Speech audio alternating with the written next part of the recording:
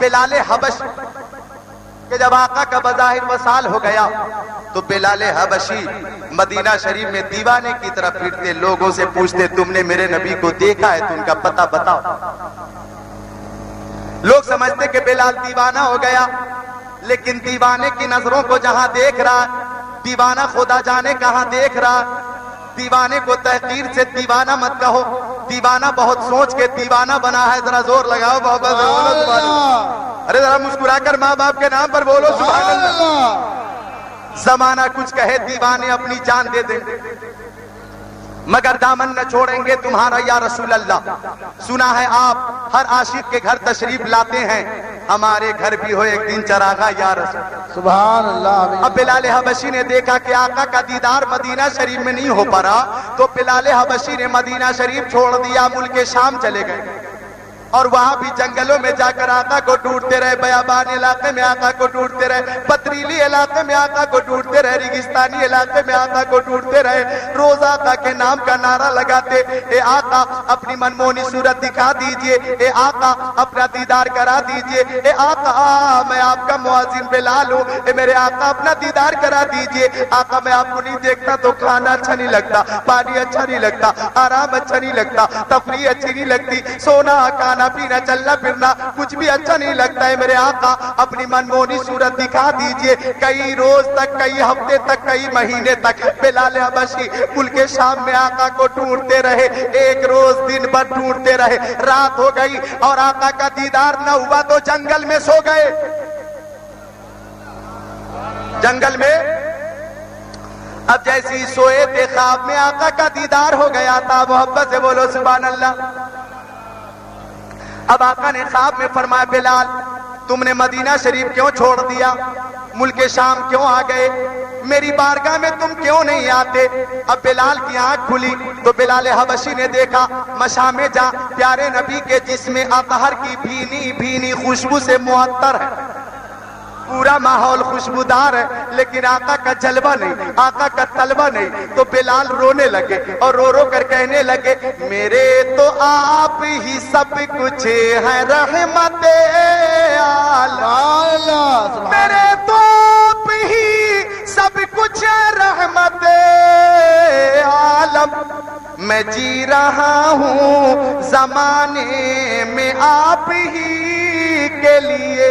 سبحان اللہ سبحان اللہ سبحان اللہ۔ مدینہ شریف کے لیے رات کو آپ نے رخت سفر باندھا اور رات بھر چلتے رہے، لبیک یا رسول اللہ، بسادیک یا رسول اللہ، لبیک بسادیک یا رسول اللہ، یا رسول اللہ غلام حاضر ہے، یا رسول اللہ غلام حاضر ہے، یا رسول اللہ غلام حاضر ہے، یا رسول اللہ غلام حاضر ہے۔ بلال یہ کہتے ہوئے ملک شام سے مدینہ شریف کے لیے چل پڑے ہیں۔ رات بھر چلتے رہے، دن بھر چلتے رہے، رات بھر چلتے رہے، دن بھر چلتے رہے، جنگلی علاقے سے چلتے رہے، پتھریلی علاقے سے چلتے رہے، ریگستانی علاقے سے چلتے رہے، پہاڑوں کے درمیان سے چلتے رہے۔ بلال حبشی مسلسل کئی روز تک پیدل چلتے رہے، پیر میں چھالے پڑ گئے، چلنے کی ہمت نہیں، چلنے کی سکت نہیں، چلنے کی قوت نہیں۔ پیر جواب دینا چاہ رہا تھا کہ بلال حبشی نے دیکھا نگاہیں اٹھا کر تو مصطفیٰ جان رحمت کا پیارا شہر مدینہ جگمگانے لگا تھا۔ سبحان اللہ سبحان اللہ۔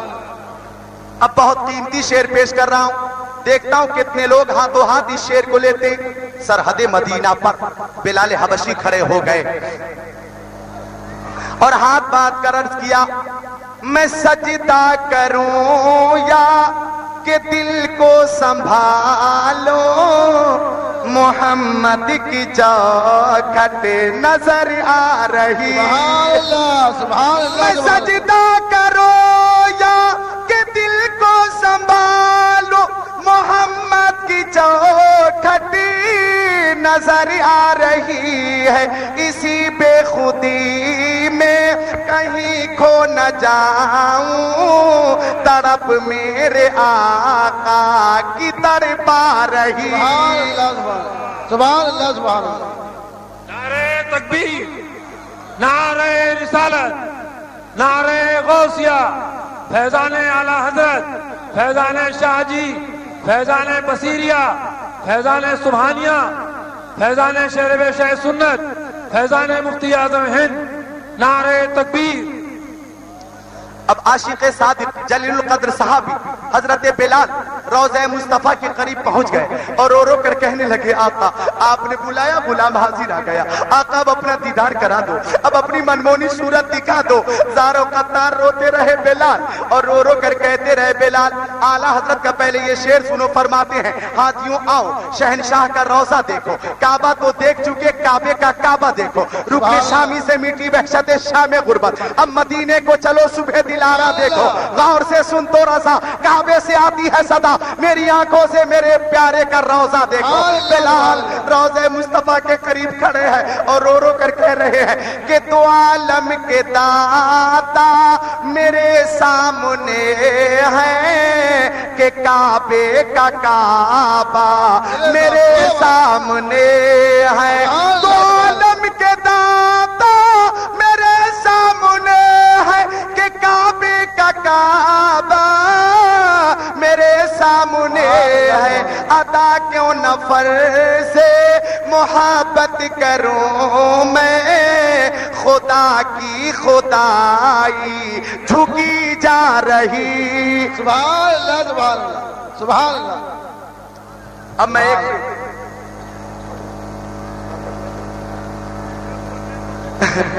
نہیں دیکھو ادھر دیکھو میری طرف دیکھو، محبت سے بولو۔ ایک شعر آپ سارے لوگوں کی طرف سے اور کمیٹی والوں کی طرف سے جہاں جہاں یہ شعر میں نے پڑھا ہے بہت پسند کیا گیا، آپ حضرات تو پڑھے لکھے لوگ ہیں اور بھی پسند کریں گے، زیادہ پسند کریں گے، بولا ایسا کریں نوجوانوں کہ قدم اٹھ رہے ہیں مدینے کی جانب، ستاروں سے اب راستہ پوچھ لوں گا، قدم اٹھ رہے ہیں مدینے کی جانب، ستاروں سے اب راستہ پوچھ لوں گا، میرے مصطفیٰ کو تو سب جانتے ہیں، کسی سے بھی ان کا پتہ پوچھ لو۔ نعرہ تکبیر، نعرہ رسالت، جشن ویسے کرنی۔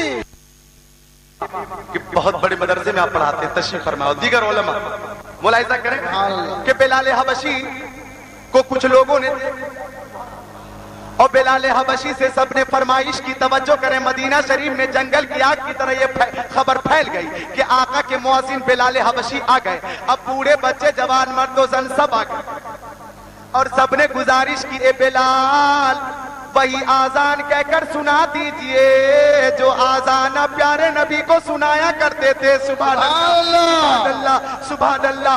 آقا صلی اللہ تعالیٰ علیہ وسلم کے جلیل القدر صحابی عاشق صادق بلال حبشی سے جب فرمائش کی گئی تو بلال حبشی رونے لگے، کہنے لگے مجھے اس خدمت سے معذور رکھو، میں آذان کہنے کی پوزیشن میں نہیں ہوں۔ لوگوں نے پوچھا کیوں؟ تو بلال حبشی نے کہا کہ جب آقا کا زمانہ تھا نا عہد رسول میں، میں آذان کہتا تھا اور اشہدو ان محمد کہتا نا تو لفظ محمد پہ میں اپنی نگاہ کو اٹھاتا، سامنے آقا تشریف فرما ہوتے، آنکھوں سے دیدار ہو جاتا تھا، ایک وقت میں دو کام ہو جاتا، زبان سے ان کا پیارا میٹھا نام لیتا تھا اور آنکھوں سے دیدار ہو جاتا تھا۔ سبحان اللہ سبحان اللہ۔ آج اگر نام لوں گا اور دیدار نہیں کر سکوں گا تو میں اپنے اوپر کنٹرول نہیں رکھ سکوں گا۔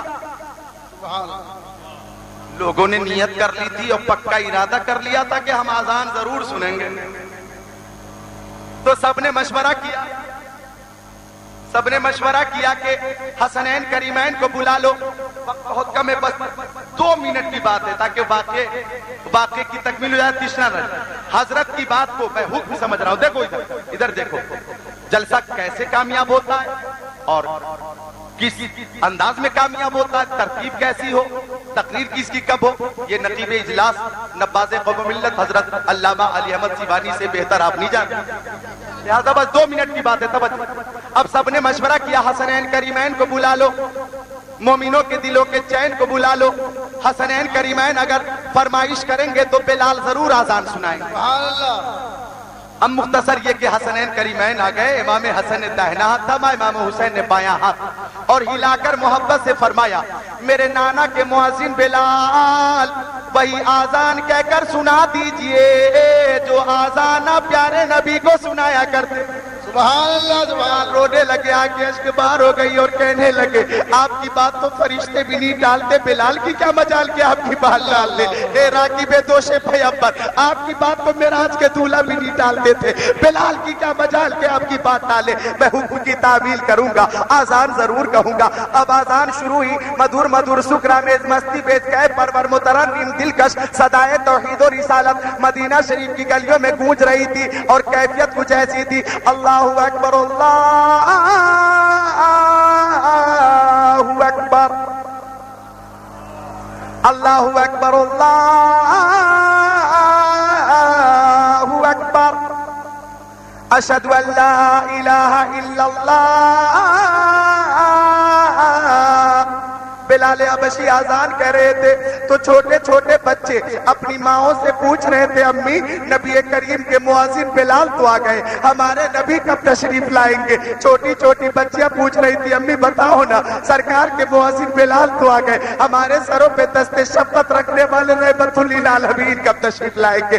جب بلال نے یہ جملہ ادا کرنا چاہا اشہد ان محمد، تو لفظ محمد پہ آواز رک گئی تھی، اور ممبر کو دیکھا، ممبر پہ صاحب ممبر نہیں تھے، ممبر پہ سرکار کا جلوہ نہیں تھا، ممبر پہ سرکار کا طلبہ نہیں تھا، ہزاروں چیخیں نکلی تھی اور سارے صحابی فراق نبی پہ بے ہوش ہو کر زمین پہ گر گئے تھے۔ کافی دیر کے بعد ہوش آیا، بلال حبشی پھر مدینہ شریف سے جانے لگے، یہ کہتے ہوئے زمانہ کچھ کہے دیوانے اپنی جان دے دیں گے مگر دامن نہ چھوڑیں گے تمہارا، یا رسول اللہ سنا ہے آپ پر عاشق کے گھر تشریف لاتے ہیں، ہمارے گھر بھی ہو ایک دن چراغا یا رسول اللہ۔ اے سنیو، نبی سے محبت ہو تو بلال حبشی کی طرح، نبی سے محبت ہو صدیق اکبر کی طرح، نبی سے محبت ہو تو عمر ابن خطاب کی طرح، نبی سے محبت ہو تو عثمان ذو النورین کی طرح، نبی سے محبت ہو تو مولا علی کی طرح، نبی سے محبت ہو تو اویس قرنی کی طرح۔